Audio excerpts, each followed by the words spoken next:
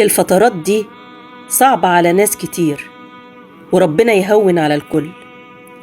بنحاول طول الوقت نطيب جروحنا ونداري على الوجع، بس أحيانا الظروف بتغلبنا. بنرسم حوالين نفسنا دواير تعزلنا عن الناس في عز أوقات الاحتياج. بس على فكرة، عمر طلب المساعدة ما كان غلط ولا ما ينفعش. المهم بتطلبه من مين.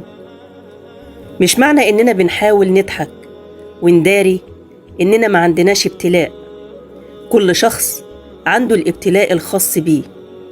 على قد ما نقدر نرحم بعض ونلطف ببعض وما نحكمش على بعض أبدا. ربنا يكون في العون ويهون ويلطف بالقلب ويصلح الحال.